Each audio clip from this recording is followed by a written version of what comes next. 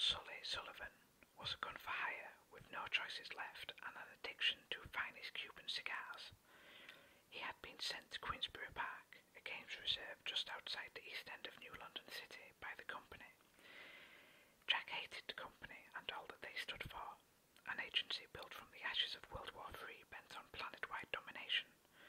But as stated, he had no choice but to comply.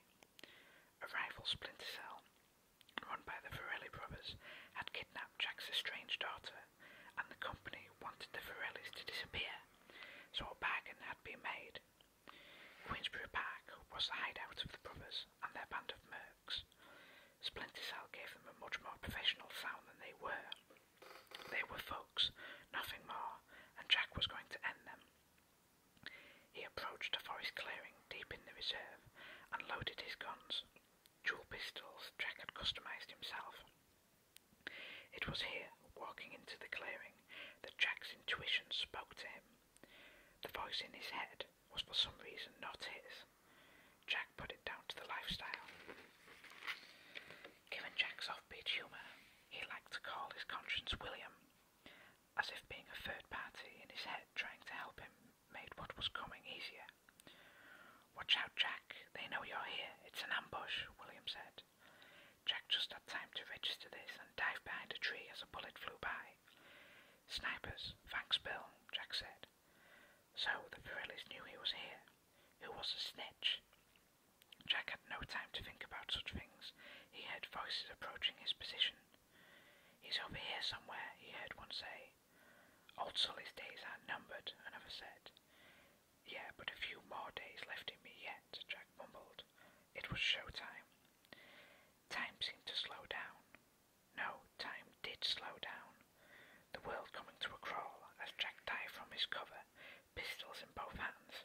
He fired once, then twice, satisfied as he heard 2 yells of pain a moment later.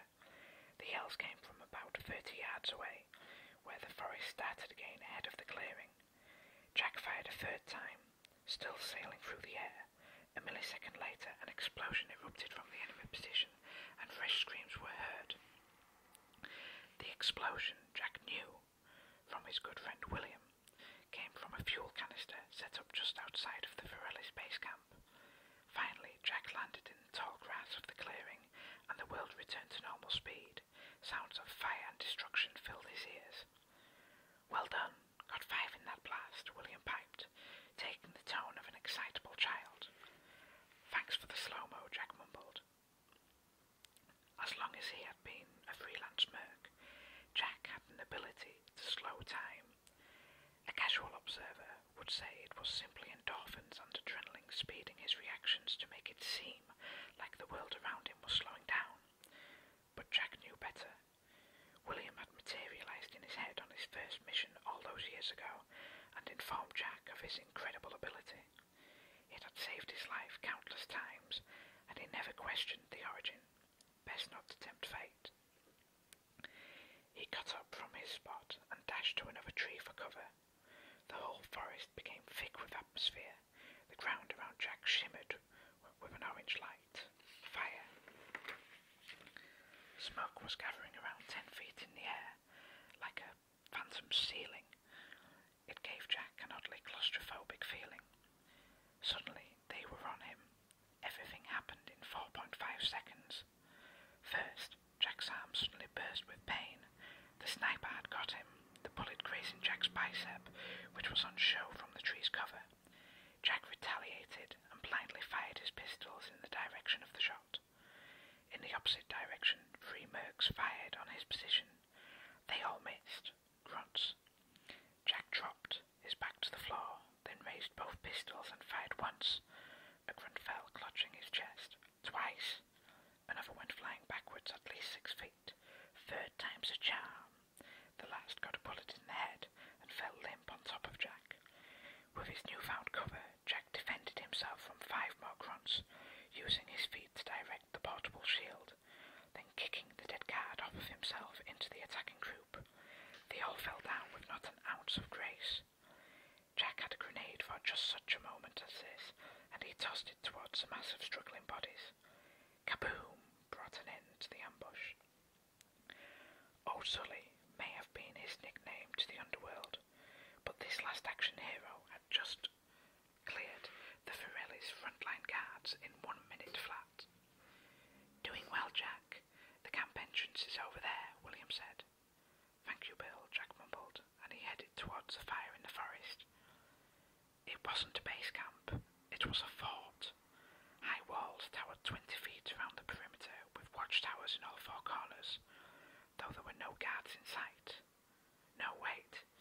He approached a huge steel door. The entrance. It was hanging from its hinges and blackened. In front was debris, remnants of an outpost, part of a fuel drum, and 2 bodies. They were holding K-750s, a sniper's weapon of choice. So the snipers were guarding the entrance. Jack stepped over the strewn carnage and prepared for war. The world came to a crawl as Jack dived through the single opening to the fort, guns in both hands aiming at nothing. Jack landed with a thud. Looking at the inside of the base revealed Jack's first error. There was an area of about an acre inside the camp, full of flat land and nothing else, save the sporadic stump of a tree. Jack could see the back walls of this stage fort, and it was here he found the Forellis, stood at the top of some stairs leading up to the outer walls. The stairs were the only man-made objects in here, and the Forelli brothers were at the top smiling. They had the tactical advantage. As Jack approached the bottom of the stairs, he realised he didn't know the Forelli's name. He had heard of them, of course, who hadn't? Instead, he targeted them as Forelli 1 and Forelli 2. "Old Sully," Forelli 1 said, "you came all this way just to say hi." "Where's my daughter?" Jack said. He held a perfect poker face. "You don't get to ask questions, Jack. Not now," Forelli 2 shouted. It seemed to Jack this was the brawn of the 2 brothers, all aggression and no brains. "Please, brother," Forelli 1 smirked. Looking up at them now, Jack chuckled, though he held that poker face. The Forellis were B-movie bad guys. One was stout, bald with weasel eyes, small and intelligent. The second must have approached 7 feet, with a scarred face, double ugly features, and a constant snarl to his mouth. Large and muscular. Forelli 1 caught Jack staring. "What do you want, Jack? You enter our dominion, take out all our troops, and for what? For a girl you haven't seen for 20 years. You think she will even recognize you?" "Where is she?" Jack said. The voice was monotone, emotionless, and unnerving. "They're stalling, Jack. It's a setup," William shrilled. It was here Jack made his second error. Unfortunately, this one could be fatal. He looked close at the hip of Forelli 1. There was a rhythmic red pulse emanating from his side, an alarm to signal for reinforcements. Jack noticed something else. Both Forellis were unarmed. How could he be so stupid? This was a setup. "This isn't nothing but smoke and mirrors," Jack shouted, and then, "Thanks, Bill," under his breath. At that exact moment, a lot of things happened at once. The walls of the fake fort disappeared into the ground, revealing 100 mercs enclosing Jack in a circle and armed to the teeth. He heard a distant whirling sound, an approaching helicopter. Jack's trained ears knew it was a military-grade attack chopper. The stairs also started sinking into the earth, with the Forellis still on them, and though all this, Jack heard William, his trusted intuition, saying, "Find the snitch, find your daughter, Jack." The old gun for hire had nowhere to go but down. He put all his strength into another of his trademark dives. As he did, a barrage of gunfire hit the spot he was in just a second ago.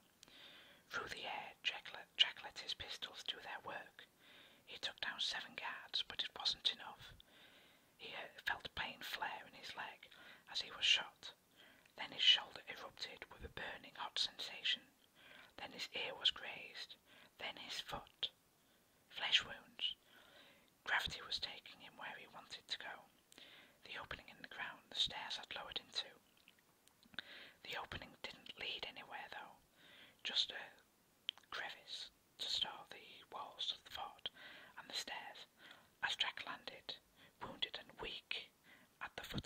outstairs, he noticed they now rose back up to ground level.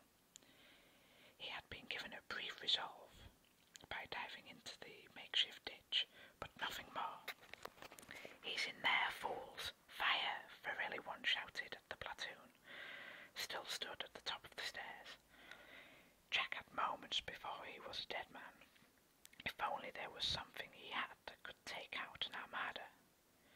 "Here, take this, quick!" William screamed. Jack turned his head down and saw a large object hovering and rotating in thin air, 6 inches from the ground and just away from his feet. He had never seen any sort of tech that could do this, and he swore there was nothing there a moment before. Also, there was something familiar about it, like he'd seen it many times before, but if he picked it up, he would lose all memory of how he got it. He approached the object, and suddenly it grew. It brightened, shimmered, and seemed to disappear into him.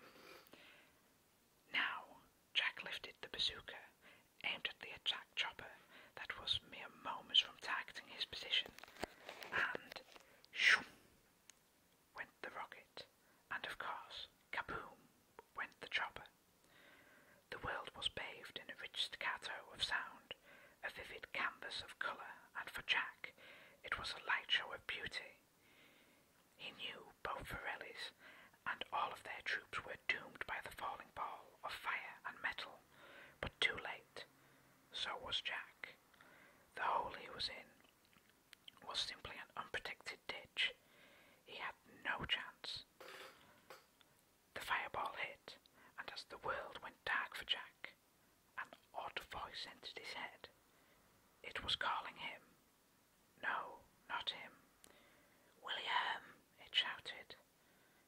Jack's life was ending, and he would never know the mystery of that voice. "William! William! William Price!"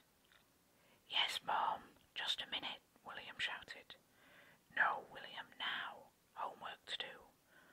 "Oh, Mom, just 10 more minutes." "No, love. Come on, you've been on your games for long enough." "Okay," William sighed. He turned his console off and put his joypad in front of his TV.